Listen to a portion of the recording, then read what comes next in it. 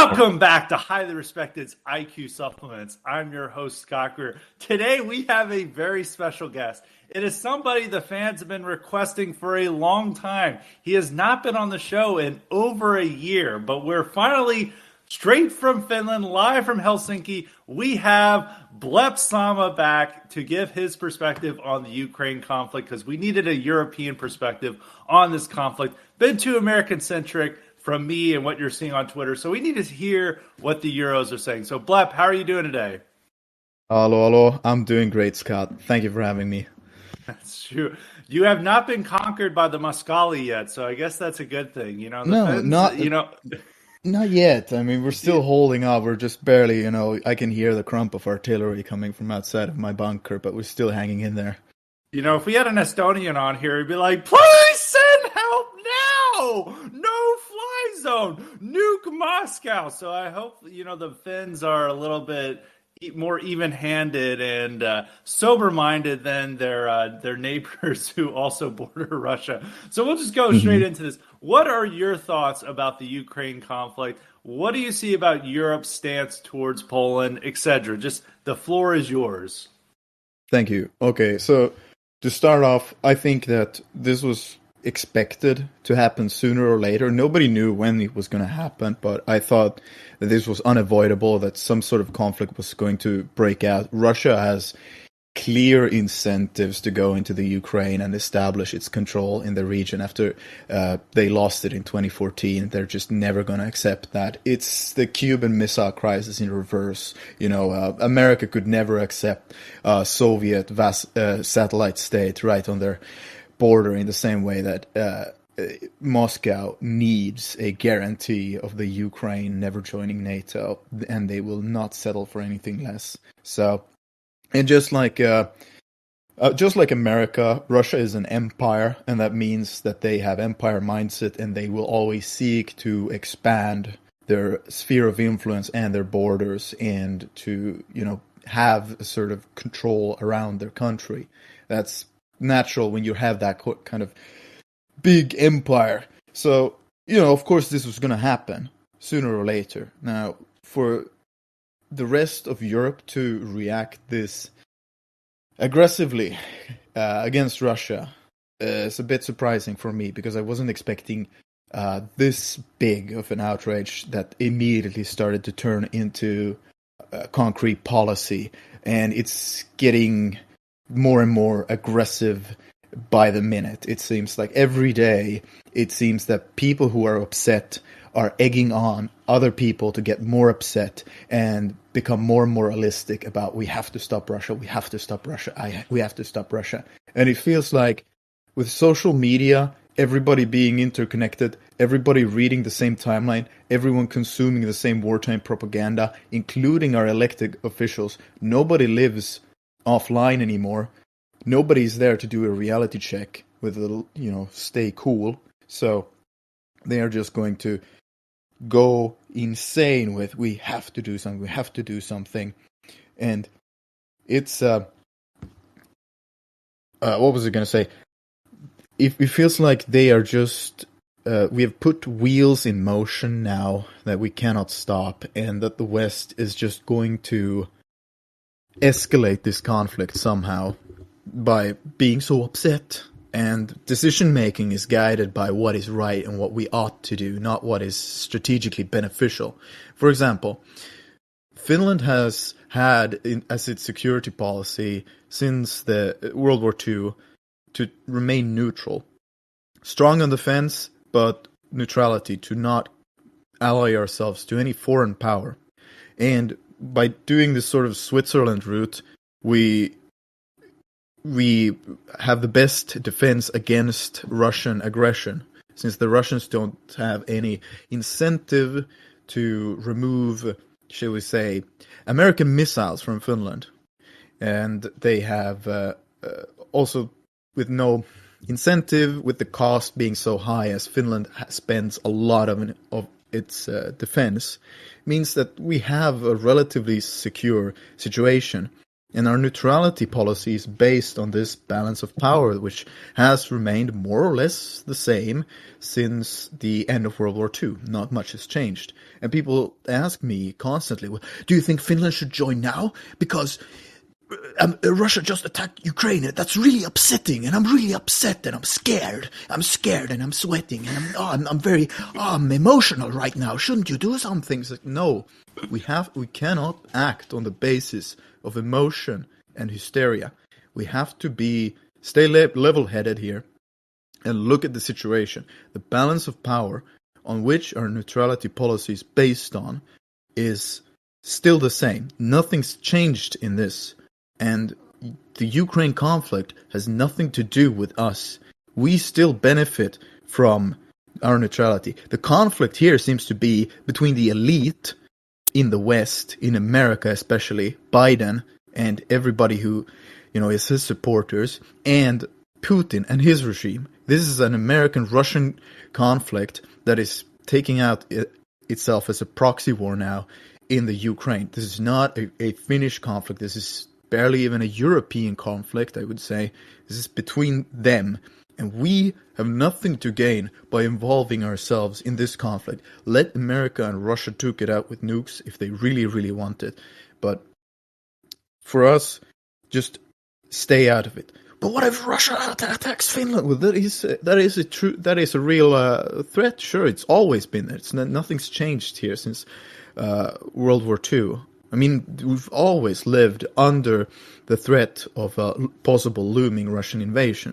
Nothing's changed. We've still stayed neutral despite of that. And I think that the risk of war breaking out or spreading to Finland would just increase if we sought NATO membership.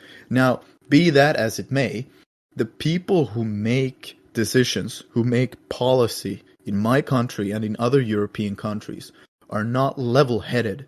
They are sclerotic, neurotic, crazy people whose minds live on a Twitter timeline somewhere. These are just people who love following whatever trend is popular at the moment. Black Lives Matter, vaccines for everyone, stop Russia, They take in the newest dose from the timeline and then they go full on in on that. And what I'm scared of will happen is that we will just be pulled in to this conflict. We will be pulled into NATO, and our leaders will entangle us in an alliance and a conflict in which we stand nothing to gain from and potentially can lose everything in, because we have to signal and we have to show solidarity and we have to show that we're part of the world community and that we care and we have to do the right thing. And because these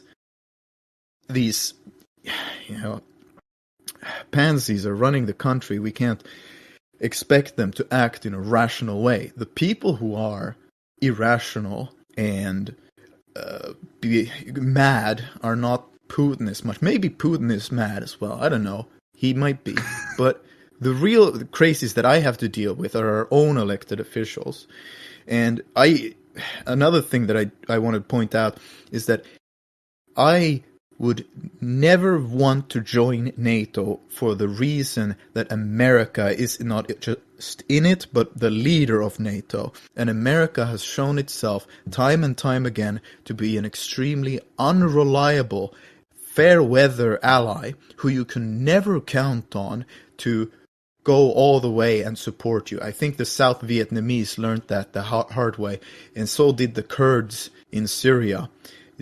And whatever puppet regime they had propped up in Afghanistan, when your biggest ally is subject to change its mind on whether to let your country survive every 4 years when it has an election, and the PP party takes over from the poo-poo party, and you put a new senile guy up there who thinks that, I have to show to my constituents that I'm not pro-war like the doofus on the other side of the aisle, so I'm just going to scale this back. And then people, I support this. Exactly. So I think that in this Ukraine conflict, I can toot my own horn, I can wave my own flag, I can present my own national interests, and thumping my chest, going Finland, Finland, Finland, and be anti-Russian as much as I want. But Americans don't seem to do that. They are only waving Ukrainian flags. They can't be proud of their own country. They have to wave another country's flag. Oh, Ukrainian, Ukrainian. Then if somebody waves an American flag, the United States has this culture of its own. It's an independent. No, you're racist. You can't do that. You can only wave other countries' flags. If you're a real American patriot, you shouldn't be supporting the Ukraine. You should be supporting your own country. And I think every American who is a patriot should be non-interventionist. And I would support an isolationist America, because in the last 2 European wars where America got involved, it ended in disaster for us Europeans. So we would preferably not repeat this. Just bringing in the American industrial complex to bomb our cities. It usually doesn't end too well for us. So I'm all for, America dissolving or leaving NATO. I don't just full isolationism. America would benefit a lot more from that than entangling itself in endless foreign conflicts across the sea. It'll be better for us Europeans, and it's definitely going to be a lot better for patriotic Americans back home in the USA. Yeah, we pay for a lot of Europe's defense too. It'd also save us a lot of money to make Europe defend itself. But I think there's a couple different things to discuss on and elaborate on. I think the one thing I want to discuss is there are a few people on the right, a wannabe MSNBC commentator. You may have heard of him. His name is Richard Spencer, is claiming that the threat from Russia is going to turn NATO and the EU identitarian, and now they're going to realize their true self. They're going to become who they are in opposition to Russia, and they're seeing, Germany, Olaf Scholz's bald head saying we're gonna increase defense, and all the German people masked up who are in the Green Party and the SDU or it's the SDP actually, who are just like going crazy that they're increasing defense, and they somehow see this is going to lead to an identitarian European Union. What are your thoughts on this? Is a Europa about to rise in defense of itself against the Asiatic Mongol hordes of Russia? Well, I would say that I would put higher stock in finding a portal to Narnia than the European Union ever becoming based in Red Pill. Now, I hope I'm wrong. I hope I'm proven wrong, but I do not believe that a political entity who is based on the idea of human rights and equality and preserving the peace and all these, the power of capital to neuter states in such a way that they cannot wage war on one another. That's something people have to remember, that the European Cooperation Project, which was the start of the European Union, was just started off with a free trade agreement between Germany and France to share their the Kohl- und Stahlunion, the coal and steel union, where a free trade between French and German coal and steel production meant that it was no longer national heads of states that could determine how national resources were used, but it was given over to the free market. The free market, and that meant no more wars, because capital doesn't like when bombs are dropping on their production lines or on their consumers or deliverers. It wants profits, and war, surprisingly, is not good for an economy, if it's dropping on factories and the people who consume your products. So capital, once control was given over from nation states to capital, to the free market, to decide the allocation of resources, and later on the deciding on policy, just in general. Everything has to be within an economic mindset. What is profitable? GDP goes up and standard of living goes down, people become more and more, multicultural, more workforce is needed constantly. No national interests, nobody cares. You can write your national interests as head of state on a piece of paper and flush it down the toilet. When in this new World Economic Forum led world, it doesn't matter. It's perpetual peace and profit, and everybody just becomes gayer and browner for every year that passes by. So it all started with this sort of EU, and the EU is based on this principle, and it's going to continue being that as long as it exists, and it will only arm itself to defend these principles. In that sense, people who talk about Russia being Bronze Age pervert. I had a lot of back and forth with him on Twitter about this. He was talking about Ukrainians should lay down their arms. You should lay down their arms and surrender and run away, as a brave Bronze Age mindset warrior should. When faced with an invading force of your homeland, you should lay down your arms and run away, so that you can live to run away another day. Because then Russia, as a great liberator, will come and remove your gay state and replace it with a Russian-based one. That's the idea, at least.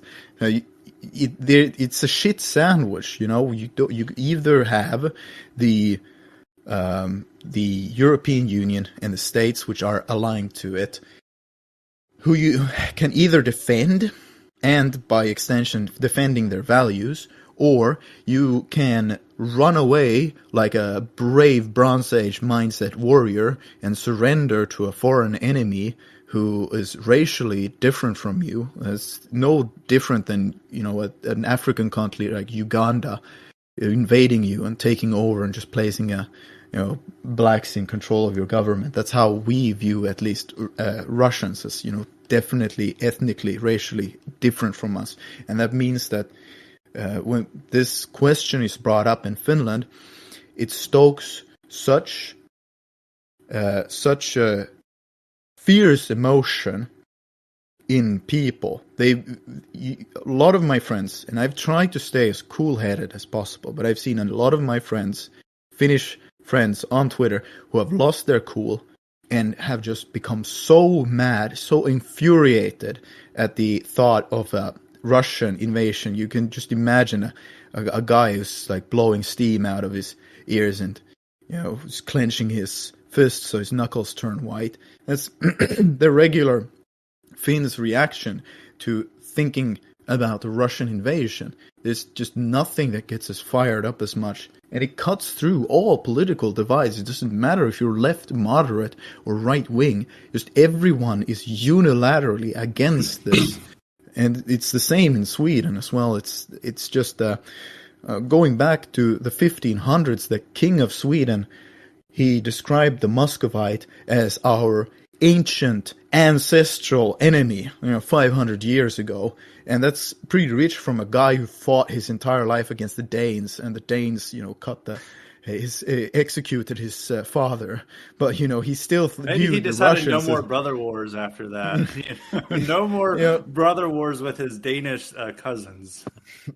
No, I mean, he kept fighting with them for much longer. But, it's just interesting how there is a clear racial component to this conflict for especially for Northern Europeans who sense this as an existential threat, and it's the same thing for Baltics. You would say that they view Russians as non-Europeans, as an alien people from. Oh yeah. It's absolutely the relationship that we have to Russians is not too different from how white Americans view and interact with African Americans. It's very similar.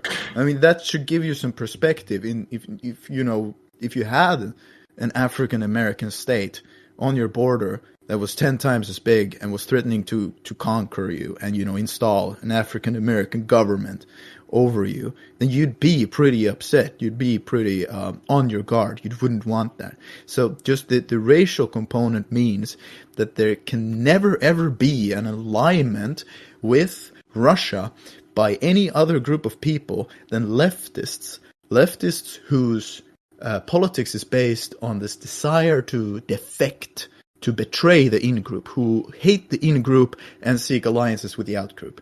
Now, there's a certain percentage of these people in every place.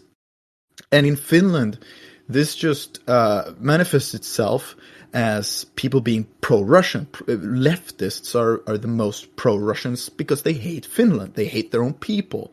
So then they seek to be, apologetic towards Russia. And it's these leftist anti-nationalists you see in the Baltic states, in Finland, and in the Ukraine, in any place where Russia is essentially a threat to them militarily. You see these sort of people, the most libtard people, are pro-Russian and Russian apologetic. And if Russia were to occupy their country, to install a puppet regime, then that just means that they're going to put people from the Green Party, the left-wing alliance, these sort of parties, they'd pick new politicians and install them as the new government head. And I'll have, blue-haired cat ladies ruling over me who are far more aggressive of stomping down any nationalist sentiment than their current regime.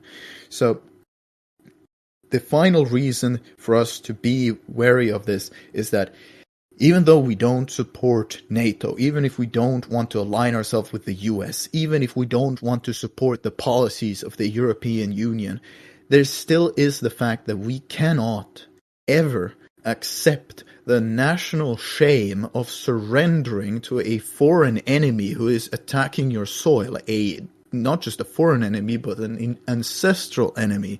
We cannot align ourselves with them. We cannot surrender to them ever. We will fight tooth and nail for every square feet of Finnish soil. But I would still urge some cool-headedness, because everybody, including me, is constantly is like being pulled into this wave of mania. And this is like, we have to do something. We have to do something. And we just take a deep breath and relax. This isn't the end of the world. We, in Finland at least, maybe the Ukrainians are fucked. But the Russians might be fucked. And any NATO member might be fucked if they decide to escalate this into a hot war. But we can still remain on the outside of this huge brewing shitstorm that has the potential to spill across the entire world and engulf it in flames. Now, Russia might buy our neutrality. This is, if Putin is listening, if one of the Kremlin boys is listening, here's a hot tip. If you want to buy our loyalty, I guarantee we won't join NATO, just sell us back Karelia. Sell us back Bleppsama. Give us back the lost territories, and then we'll talk. I'm sure we could pay a hefty sum. We'll take loans to pay for that repurchase. And, Russia could definitely use a cash injection right now. They're not doing so well economically. So we pay you, you give our lands back, we promise we won't join NATO. Fair is fair. I say that's the best outcome of this. And then don't Russians live in those areas now, though? Yes, I mean, but they'll need all the manpower they can get. They'll need all the manpower they can get to fight this war. So we will be generous, and we will give all of their citizens back to them. Finno-Ugrics in their own territory to those. You can have your own Finno-Ugric empire in Karelia. This is the interesting thing. Why Russians live there and not Finns is because after Finland surrendered those territories in World War II, the Soviet Union said that if you want to leave for Finland, you have a week to do so, but otherwise, you're welcome to stay in the Soviet Union and be naturalized as a citizen. And every single Karelian left. Every Finno-Ugric left for Finland. Nobody stayed in the Soviet Union, so it had to be repopulated with Russians. Otherwise, it was just completely desolate because we had it was better be dead than red. Nobody wanted to live in the Soviet Union, and the rhetoric from Russia back then was, we are liberators, we come liberate you, we we liberate you from capitalism. And then they were expecting, as Finland had just fought a civil war against our Reds, and that half the population had fought for the Reds or somehow supported them. Then of course we're going to have a substantial fifth column in Finland that'll just throw down their arms and welcome Russian liberators, communism, and so on. But what they found is that they had a few heads of the Communist Party, the really diehard ideologues. Most of the leaders of the communist rebellion had been executed by the white forces at the end of the war. So it was just the rank and file left, and then the leaders who had fled in exile to the Soviet Union. So those leaders in the Soviet Union were really the only ones who were part of this puppet regime program to welcome Russian liberators. But everyone else, when Russia came knocking, it wasn't a question about ideology anymore. It wasn't anything. Nobody cared about communism or versus capitalism. It was Russia versus Finland. That was the only question that mattered. So that the guys that had fought for the red side in the Civil War had no problem. They just joined up for the Finnish armed forces and fought against Russia. And Russia saw that nobody treated them as liberators. That came as a shock to the communist government, which is, very much is the American government today, is that they only want to hear news that affirm their own ideology. It's like, oh yes, the Uzbekistan loves equal rights. Uzbekistan needs equal rights. They need gay marriage. This is the only news that they get, in the White House. And it was the same in the Kremlin back in the 30s. Bronze Age pervert is doing the same thing now with the instead of Russian imperialism wearing the shirt of workers of the world, it's now wearing the shirt of base, the red pill. Oh, we are the based alliance. It's like, well, we are liberators. He says, I come liberate you. I liberate. And this is nothing new to people who have lived on Russia's border and are familiar with their own country's history, is that the Russians always talk like this, and they try to, befuddle you with ideology. And, I think that this, if they dangle the colorful keys of ideology in front of you, you won't notice that they're just, taking your house and your car.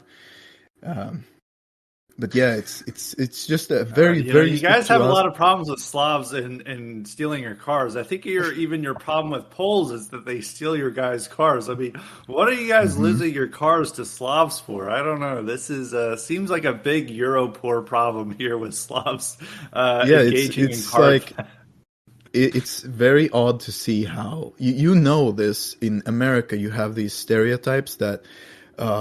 all your laundromats are run by Asians, and Asians. all of your quickie marts are run by Indians, and so on and so forth. In the same way that it seems to be like an ethnic monopoly on carjacking for the Poles, or just Slavs in general, is that this is just the career choice. They decide, this is what I want to be. I want to jack cars. I want to go to England and steal a BMW, and then I'm going to drive it all the way back to Poland. This is it's just what they do. It's like in their blood. But it's the same way. We can't be that mean to our Polish friends. But I did see a hilarious a meme that Xi Jinping, the real one on Twitter, the chairman, the German. The German guy, he did post this meme. It's something about Poland doing something, and he posted this old 2015 meme of like Poles like having a riot when Russia's leaving, and then they're like, oh, you're EU, we need your money back, we're poor. And then EU's like, here's a bunch of money, but we're gonna ask you for you to pay your fair share. And then it's like 2015's around, and the Pole who's like depicted as fat and got an ugly mustache is like washing his BMW with cash. And it's like, Poland, we have something to ask for you. Is it another cash payment? No, you have to take migrants. And then it's like, he's like, rips open his shirt. It's not Kurva strong, and it's like, Poland strong. No, fuck you, oppressor. And then it repeats. I did see another meme where it's like Poland is at the bottom for net contributors and net beneficiaries to the EU, like by a large margin. This is. The EU is such a clown show. It retains its hegemony over strategic interests by just paying them off. It's a that's what it is. Is that well, that's what they're going to do with Ukraine. I mean, I don't know. I mean, it's the UK was one of the top net contributors, and then if we're taking in the Ukraine, they're gonna become like a new bottom net, demanding. It's gonna push a lot of countries benefiting off the EU by being net receivers. It's gonna push them up to become net contributors just by losing rich countries and gaining poor ones.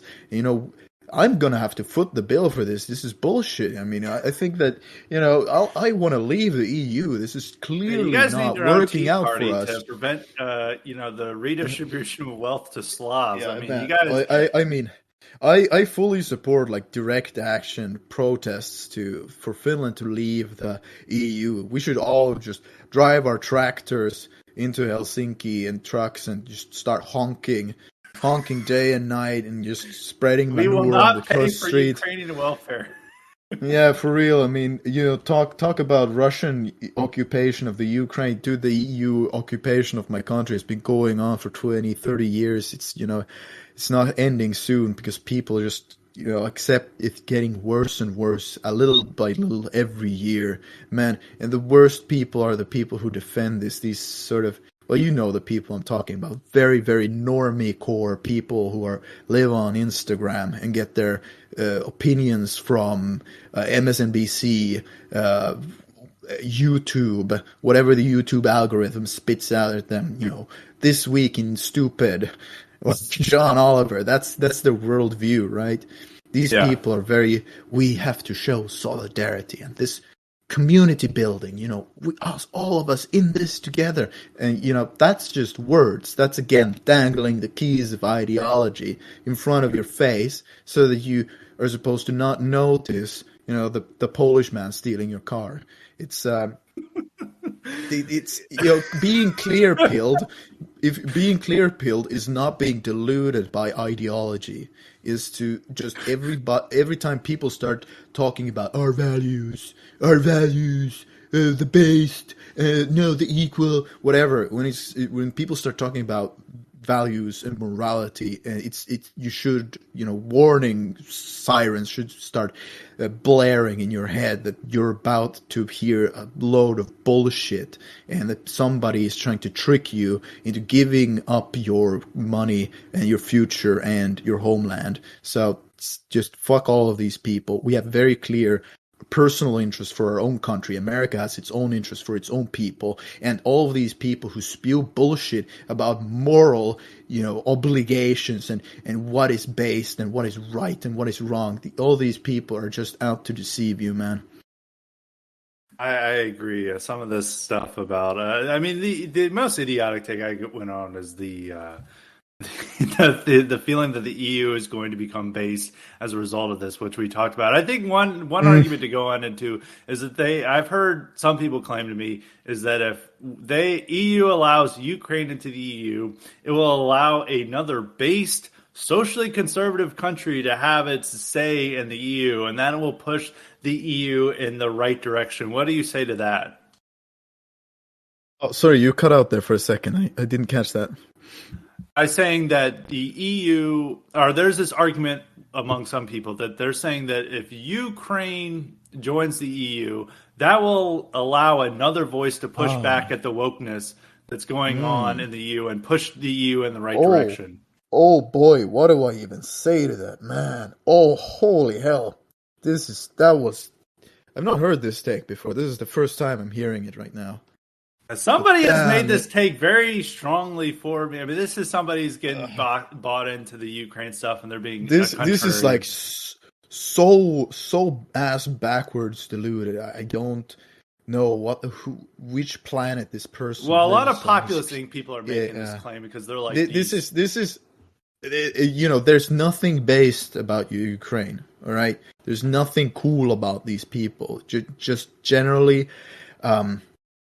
East Ukrainians, I think it was Kirill from the Russians with Attitude who made the observation that East Ukrainians, so-called, are just ethnic Russians And when they look in the mirror, you just see your typical Sloboda Russian staring back at them, and then they have to cope really hard to make the package of Ukrainian nationalism to make sense. So they have to go all out, form the Azov battalion and become like hardcore neo-Nazis in order to cope. It's always, the half-breeds, like for a Western country would be an immigrant group from a non-European country coming in, assuming their host nation's identity, and then just becoming hyper nationalistic in favor of that, like going way aboard, like French Algerians starting to scream about how they have to we have to nuke Berlin before they rearm. They're a big threat to us. It's something that native people will not get this heated over old grievances, old ethnic conflicts, but the people who have something to prove, they will go the extra mile to show that I am so hardcore of in-group identity that I actually believe this to an extreme degree. And that's why you see Eastern Ukrainians, ethnic Russians, becoming Azov battalion, neo-Nazi, hardcore, Hitler-worshipping, anti-Russian, because to them, they understand that the Russian ethos, the way they view themselves, is that they are the anti-fascist nation. They only exist, they only survive as a nation and a people because they defeated fascism. And fascism is the existential threat to the Russian people. Everything that threatens Russia is fascism. That is the definition. And that's why they're holding an anti-fascist league group right now, because that is how they view, like, anti-fascist, that's pro-Russian, right? And that's how it is in the Baltic countries. Actually, the Antifa are all run by ethnic Russians, and they talk about how Estonians and Latvians are racist imperialists, and they are oppressing the poor Russian minority. So true. Yeah. The Well, I hear like imperialist the Russian Latvians. immigrants and the Russian immigrants in these countries, because Finland. I think I was talking with General Plan Genghis about this, and he's saying that they're the largest. I was like saying that they're probably the largest ethnic minority in Russia or in Finland, and also in these Baltic states. They don't have any real immigrants. Their entire minority group is Russian, so it creates this dynamic where the Russian immigrants are the Russian Lives Matter people of their country. Again, Yeah, and they're going against the historic national majority, and that creates that's not a base demographic in any country you're at, and that does create this impression that all the right-wing nationalist people who are wanting to stand up for the historic majority of their nation and against these minority grievances are always going to side against Russia due to the annoyances that they feel from Russian immigrants. I wasn't kidding when I was saying that our relationship to Russians and East Slavs is very similar to your white Americans' relationship to your African Americans. It's very similar. Russian lives matter, and they get drunk and they smash shit and then they pass out. It's not like a minority you want in your country. You definitely want them to. These people have an ethno-state. You can go live there. You don't have to live here in our country. Our country exists because we separated from yours and we are independent from you, so you can't come here, okay? That should be like a clear as day definition for everyone. It's only the most, left-wing extreme, as I said, the people who just base their entire politics on hating and undermining their in-group that are these like, no, the Russians are people just like us, we can't. The funniest thing is how American. You guys need a Russian history month. I think that's what you guys need. Yeah. I mean, there are like people pushing stuff like that for real. You joke, but it's actually coming down the line here. There's one thing that I've seen, how like hyper liberal aware people who live on Twitter and become just brainwashed in liberal ideology, who just copy-paste American social justice warrior culture, mindset, language, vocabulary and onto Finnish culture and Finnish situation, and they word we use for a Russian is ryssa. It's just, a Russian, ryssa. But it's always used with, like, spite in your voice. Don't ryssa. It's so it becomes like a slur, right? It's just like, Negro just means black in Spanish, right? But then it became a slur because people said it in a mean way. It's the same thing with the word for Russian. You have to use the more appropriate term, venäläinen. You can't say ryssa anymore. It's the R slur. And we actually had leftists on Finnish Twitter talking about, you can't use the R slur. You can't use the R slur. You have to use the politically correct term for them. You can't be mean. We have to stand up and say no to anti-Russian racism. You guys, Russian lives matter. Russian lives matter. This is the hyper liberals we're dealing with right now. So when I'm sitting here, I'm looking at the window and I'm seeing these people, and then I look down on my computer screen and I see these takes about based Russia. Russia is gonna remove, this. All the leftist states is going to make everybody, if you just let these, ooga booga Russians conquer you, then they're going to make your state and country so based on red pill, you're going to stick it to the GAE. So, okay, I'm just shaking my head here. I was just wondering, there's such a clear detachment for me between what right-wing Twitter says and the real observable world that I'm seeing with my own two eyes on the streets where I live. It's, vastly separate. I think you wanted to touch on the Polish question, and before that, I want to make a point about the Eastern Ukrainians adopting this uber Ukrainian identity, even though they're Russian speakers or ethnic Russians.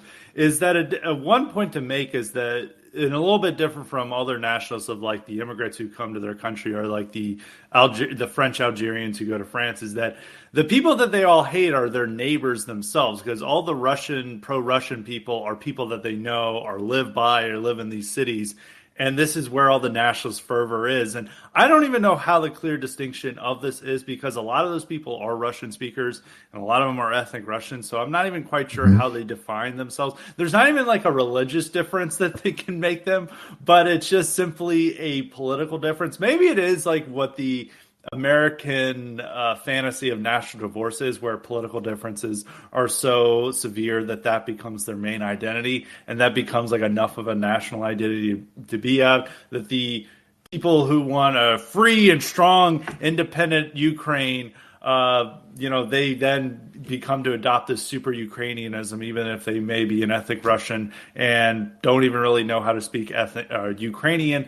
And then the other people who want a more Russian influence then begin to identify with Russia in there. But it is true that their whole real national scene is in the East. All the nationalist black metal bands all come from Kharkov. And that's what the whole scene is in Kharkov, which is currently under siege there. And some of them even go further in, they do not use Russian lyrics. They have Ukrainian lyrics. They sometimes even incorporate Germanic mythology and stuff in there, which I don't know if they had it. Maybe the Kiev and Rus connection there that they try to use.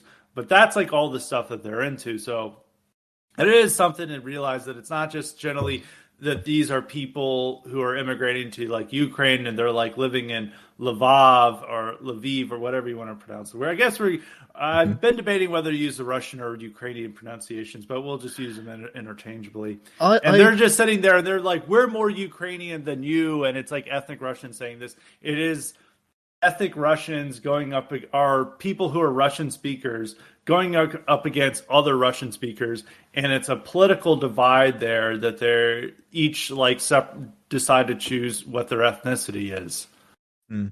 I mean, there is an ethnic conflict going on, and that conflict is between ethnic Ukrainians, the people that are used to be called Galicians in some and that demographic was the West, data. Yeah, the Western Ukrainians, essentially, who now control the state, them and some other ethnicities. control the Ukrainian state, but they have this Ukrainian project, right? Somebody likened it to a conflict between Dixie and Yankee, where they are essentially one nation, but they are different, same, religion, same language, more or less, but they have clear, like, differences in between them, which is enough that they might want to separate and have, but they're still very clearly like part of the same nation. Or this is like one take I heard. Another take is that there's like Scotch and English. How can you define them as different people? You want to split hairs.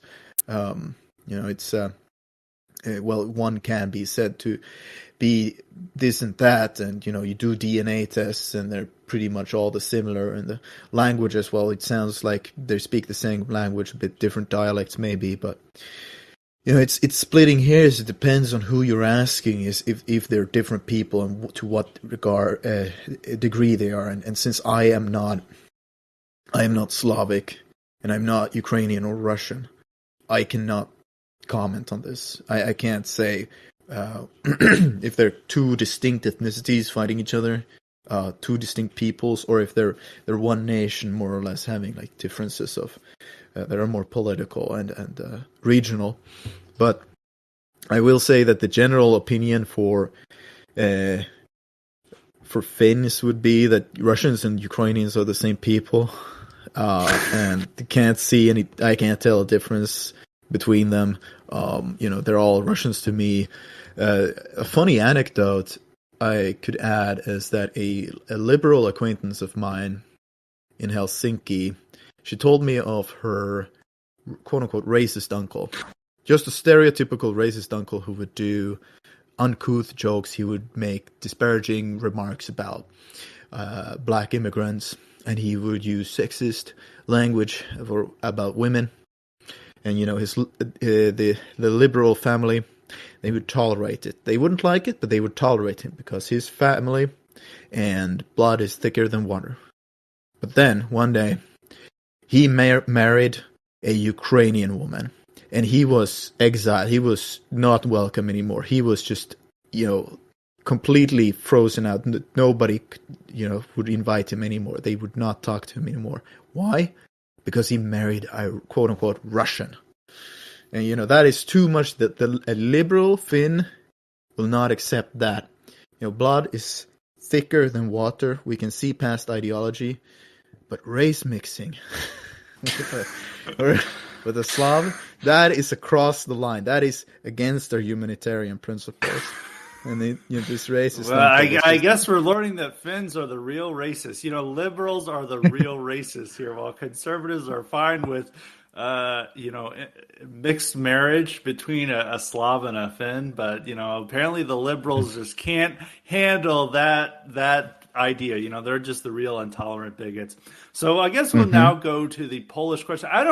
We're not to necessarily single out Poland, but it's more the Visegrad question, because a lot of American right wingers have said, and this has always been used as an argument. It's like, well, we shouldn't necessarily look to Russia because Visegrad is way more based. And what the Visegrad is Visegrad 4, which is Poland, Hungary, Czech Republic, and Slovakia. If I'm not mistaken, is that the fourth? Yes. Yeah, that's the fourth. Czech Republic and Slovakia finally making those are two different people that are now getting along. Look at that, who are basically the same, but they're all together, and they see this as like the base block of Europe, and everyone's like, well, we need to look to Visegrad as like our hope, not to Russia or whatever. And I don't say that like you should necessarily look to either one, but this is always the argument that Visegrad is better than Russia. But we're now seeing this situation, I said this in my podcast earlier this week, is that Visegrad is like the most desperate for NATO and American support and EU thing. And they're like showing their globalist colors here, where it's like, we need more globalist support for us. Based, strong, independent Poland and Hungary need NATO troops in our country. We need EU money. We need this for Ukraine. And it's not showing any type of independence or national self-determination or even a power block determination. it's just begging for more globalist intervention. And then, they just don't want to, they feel like they can have their cake and eat it too with the Mhm. globalist intervention, that they can, get the money and the troops of the globalist powers of the EU and America. But then they're not going to have to accept any immigrants, and they're not going to have, LGBTQ indoctrination of their kids. But I feel that they're going to learn soon enough that they're going to eventually have to. They're not going to be able to eat their cake and have it too. Yes, it's like the Visegrad Group is best explained as a vector for American like anti-Trump republicanism and neo-Connery. This is the just welcomes in all of this quote unquote social conservatism that's based it has this veneer, right, that we are. If you've ever seen probably like a commercial for some Republican nominee where they, shoot a shotgun and they drive a truck and say, "My name is Jack Rogers and I will defend the Constitution in the Congress. Vote for me." It's that they put up this macho persona of being like cool and conservative, hardcore, but all they do is just liberalism with painted with the colors of conservatism on it. It's like, oh, it was a Visegrad 24. It's such a bad account. It's dog shit account, and I don't understand why anybody follows this account on Twitter. You can see it. I bet you it's a woman who runs this account, because I can't believe what they've been posting during the Ukraine conflict, where they're talking about like owning Russia when Pornhub blocks it. Pornhub sticks it to their, owned. Look at this, based Pornhub, guys. Visegrad stands for They're standing behind up for Pornhub. Azov. Yeah, Azov and Pornhub are on the it's same like side. it's just bizarre.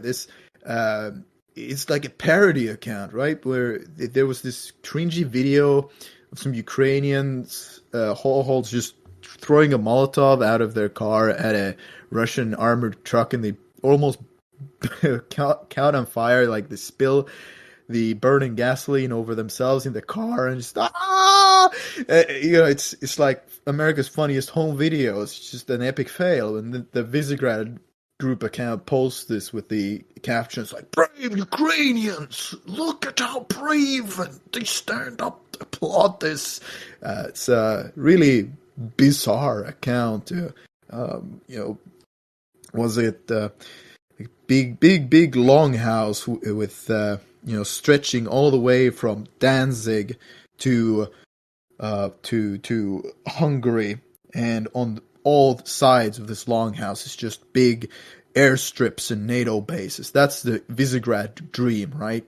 That's where big trucks of money from Germany come and spill euro bills into a big pool that they just throw gasoline on and burn. This is the Visegrad Group. Yeah, they really don't have the ability to have economic independence. I mean, the chart of like how Poland is the biggest net beneficiary in contrast to being a net contributor shows that they do not have the ability to like hand out money to other countries, which is like how you become a great power. Is that China is having so much influence over the world by giving all these random countries money and funding investment projects. Meanwhile, like Poland just figures out ways to suck more money into their country. I mean, maybe that's not the worst thing in the world. I'm not a Western European. I find this kind of funny from American perspective, but this is not like Poland is not going to be a great power when it's sucking in more money than it's like. I don't even think it gives out any money. And Poland is now demanding 100 billion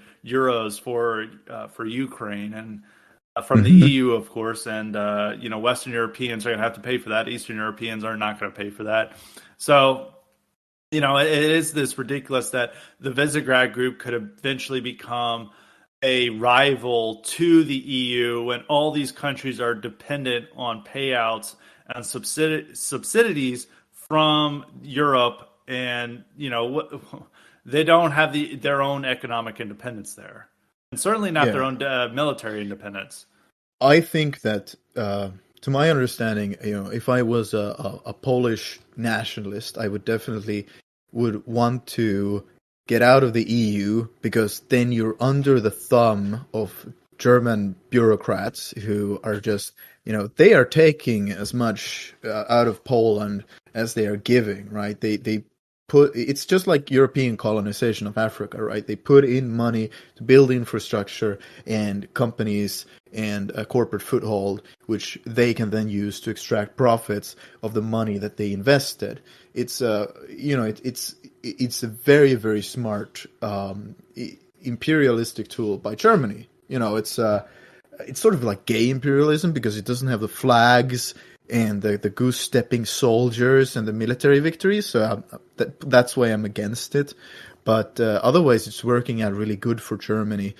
Finland doesn't gain from this because we're on the periphery. So we're on the loser side where capital and workforce is being pulled out of Finland while we're still taking in refugees and we're paying money into the system. But if you're in the center, and if you're in the center of the block where the economies are gaining massively off of this huge economic cooperation with no tariffs and free trade and free movements of people, then these economies benefit massively off of it. Now, do the people benefit? No. I think that the German people would benefit more out of producing tanks and guns and just going in there and militarily conquering stuff, just to thump their chest and say, "We big, we strong." I don't know if Germans have it in them anymore. We'd have to consult our German friend, who we can't name on this program because we can't name him, but we both cannot know name him. He's a mysterious figure who's produced many memes for us, but he's a shadowy figure. But I don't know.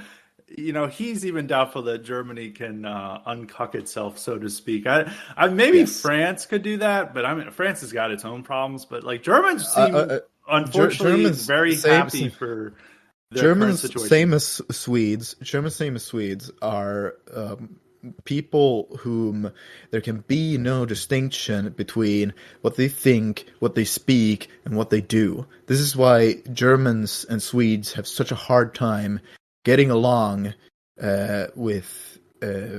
politically with British people, because British people have a different view where you can say whatever you want so long as it benefits your interests, or you can, what effect will my words have on the other people? Germanics can't comprehend this sort of mindset.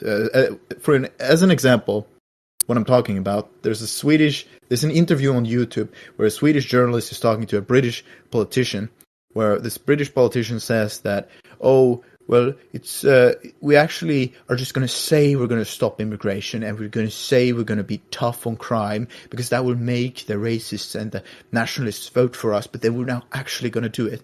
And the Swedish journalist is flabbergasted. You just cannot understand this level of deception. It's incomprehensible to him that there can be a break between what you say and what you think and what you do. That these are not all aligned constantly is just unthinkable for him. Because when you change the channel, this is the best indicator for like the Germanic admixture in your country, is that when the people in charge who decide what is moral, what is right, what is news, what is correct, when they change their tunes, these people immediately fall in line. And then immediately, go full in on this. That is, there is no break between what you think and what you do, what you say. So you change the channel from people who say Black Lives Matter, war with Russia, and then you take that guy out and you put a new guy in, and this guy says, "Heil Hitler, Sieg Heil," and then all the people will just immediately go, "Ah, Hitler, this is the new thing," This is how they operate. So, switching the message that drastically, that requires a regime change. But I'm saying that the people themselves are very, very easy to save because all they have to do is be exposed to different media, and they will immediately fall in line with that. I probably agree with a lot of that. I think the final question to talk on is, or discuss rather, using the proper English here, is we've talked about how EU is not the solution for a base Europe or for Europe revival or whatever you want to call it. And you've talked about strict neutrality. What do you see as the future for a European bloc, or what would be the optimistic future for a European power bloc? What would it look like? Who would be in charge, and how would Russia relate to it? I think that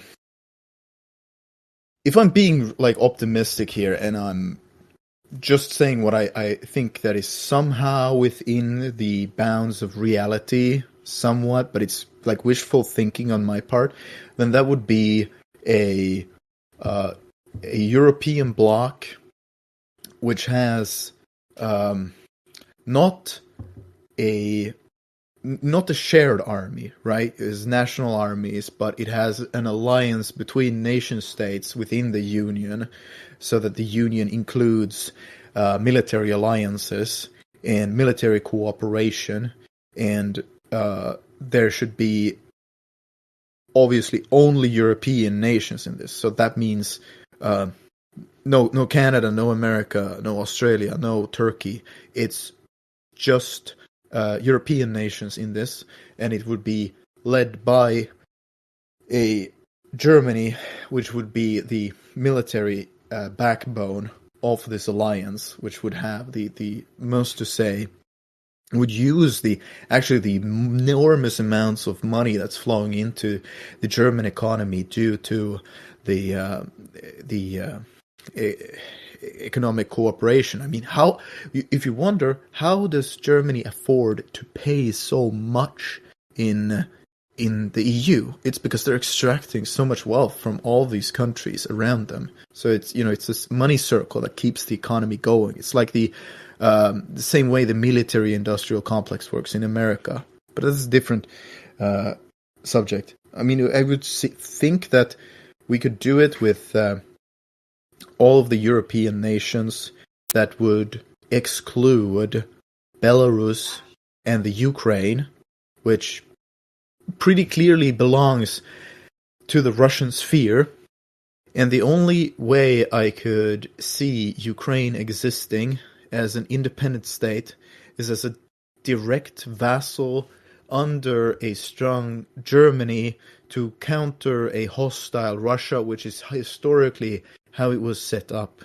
As the Germans, when they were wrestling in World War I and World War II over hegemony over Eastern Europe with the Russians, and they were deciding who's going to be on top, who's going to rule over Eastern Europe. Is it going to be Germany or is it going to be Russia? Then the Germans wanted an independent Ukraine they could use as a puppet and a buffer state against Russia.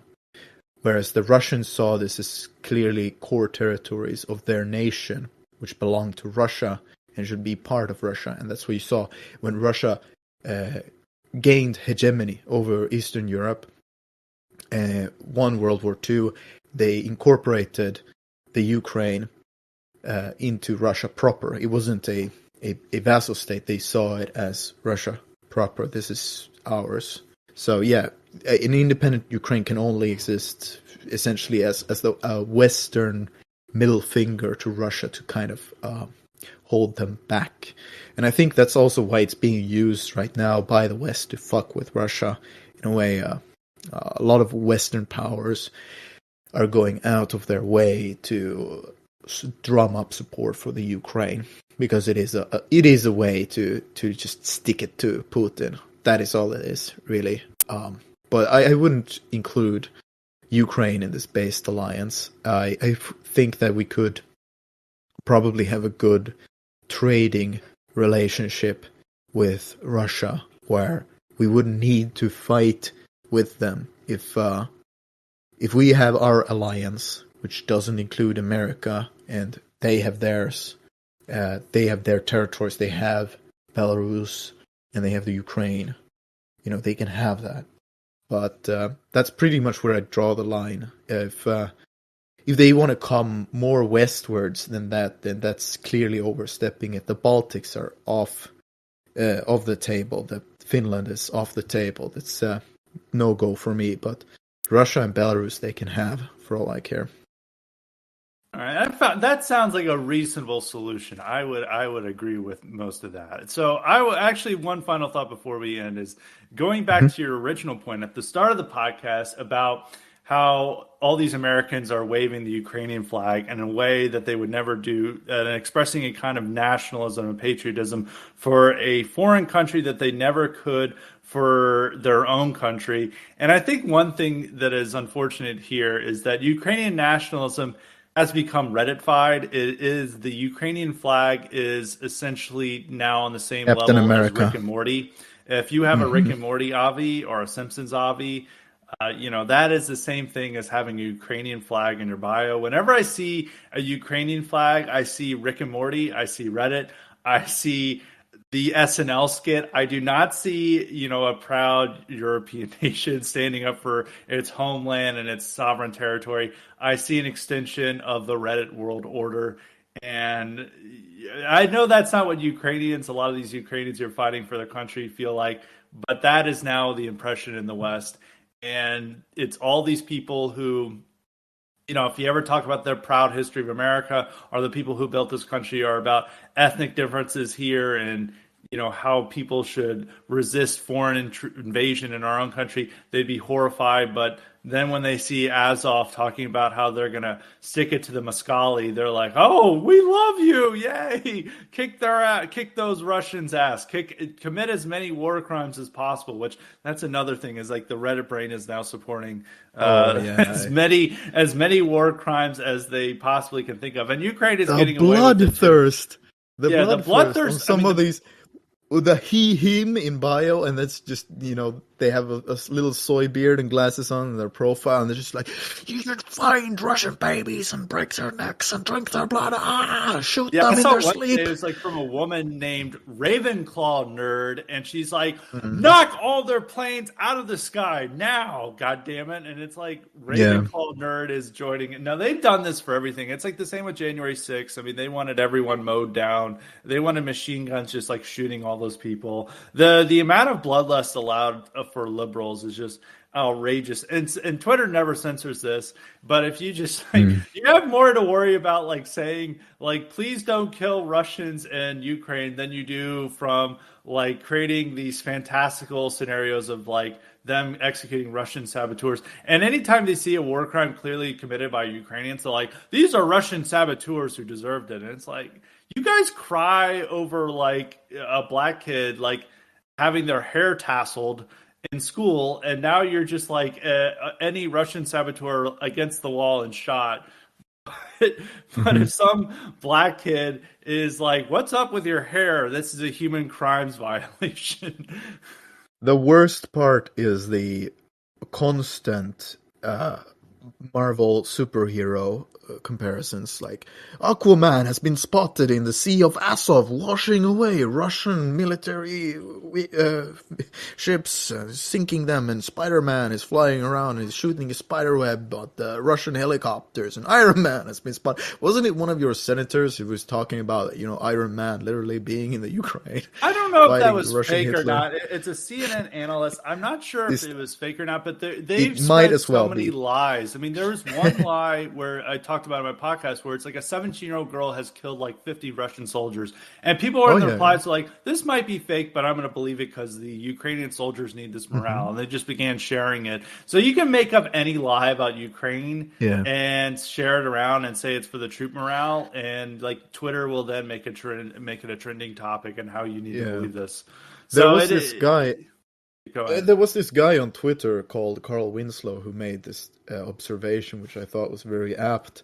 And he said, "After the last 3 days, I am convinced that the regime would very easily activate the vast majority of the population in Western countries into going Hotel Rwanda on the rest of us, and the propaganda would have them convinced they're Marvel superheroes as they hack us to death."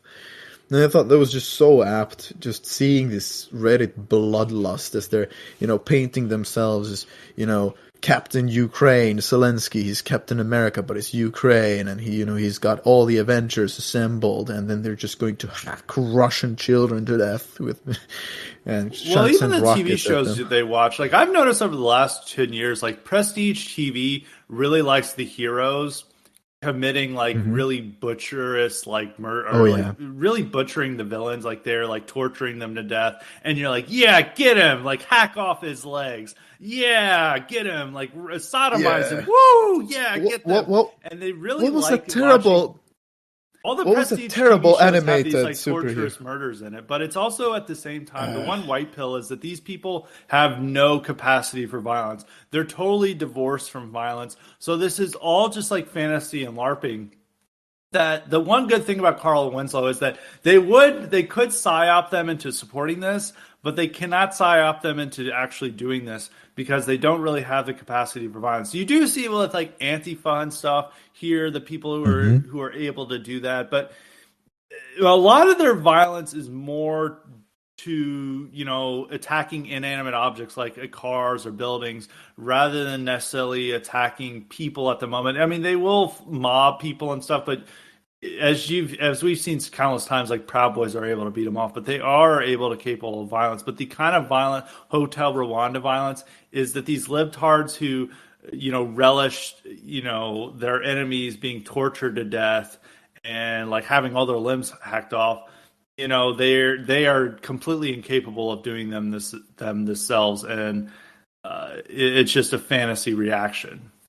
Yeah, pretty much. I mean, it's state sanctioned violence. It's always comes up back in wartime, especially this sort of what's it called? Like Norwood violence is just flooded on all channels. Wholesome Chungus violence. That really is Yeah, it. It's pretty like much. it is that they It really shows want that. Iron Man to have like evil white supremacist Nazi, and he's like in an electric chair, and it's like, oh, this voltage is gonna last for 10 minutes, so you're gonna feel the shock for a while, and he's like pushes the button.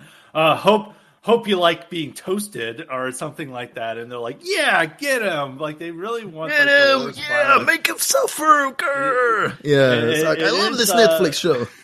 it is the Coliseum, but now with like people and their soy lattes and who they themselves have no capacity for violence, while the like Roman mobs Hmm. were perfectly capable of violence as they were enjoying it in the Coliseum. It is now these people like sitting at home in their nice little apartment, and they could never do this themselves. So maybe that's a little grim mark to end the episode on, but I think that Well, we are living in a Reddit world order, and I think both Blepp and I agree that neutrality is probably the best option. And Blepp, correct me if I'm wrong. I've always said like be neutral. Like I don't necessarily like I don't have this hostility towards Putin and Russia because I don't live next to Russia. hmm I don't have to ever worry about Russia conquering us. And I'm not a Finn hmm or Latvian, so it's like their issues are not my issues. So I see this through a completely hmm different prism of just like all of my domestic enemies, like siding with Ukraine and deciding Russia is the great enemy, and the Reddit world order being all against Russia. And I would prefer the Reddit world order being humiliated. That's my only position. So, Blepp, I guess the way to conclude is to give your succinct conclusion on the conflict and your stance. Yes, I think that this is an American-Russian conflict with Russia as the proxy, and I think that because the Reddit world order and the Putin world order are at odds, they should duke it out with each other, and I sure hope that Russia will nuke America before it does Finland. I think actually Scott would prefer that if all the libtards would be incinerated immediately, and then the I'm disavowing discourse can nuclear. finally move on. The discourse can finally move on, and I would want to conclude this with asking Scott that despite him being more or less pro Putin because of the circumstances, that in a hypothetical were a certain German dictator to be revived and return to the living and take over Europe, and he would declare a new jihad of violence against Russia, would you endorse that? If Frederick Barbarossa came back to life, the great medieval Holy Roman Emperor came back to life to fight against Russia. I'd have to stand with Frederick Barbarossa here. That's going to be my opinion on that. Okay, very, very We'll nice. wait I'll till, I accept mean, that. he is supposed to be, they say that he is sleeping away in a mountain waiting for Germany's a crucial moment to come back to lead its people to victory. So I guess, So if true. Frederick Barbarossa comes back, the prophecy is true. I'm going to have to stand with the prophecy. Hmm. So on that note, that's it for today. Blepp, do you want, you always keep coming back with a new Twitter account. Do you want the people to find out your new Twitter account? I remember one Yes. time you blamed me for getting you banned for for Hey, sharing your I Twitter account. always, I always blame you, Scott. No, I'm kidding. It's my new Twitter is at Sama Blepp, SAMABLEPP, and you can follow me on Twitter. While my account still lasts, it seems that right now.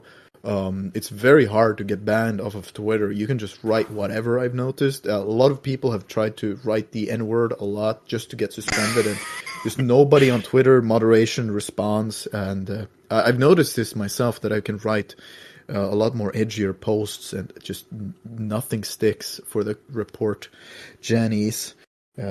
So yeah, it's. I think my account is going to stick around for at least another few months. Fingers crossed. So follow me on Twitter. All right. Well, thanks for coming on, Blepp. We're always glad to have you back on the show. And until next time, Anytime. stay respected.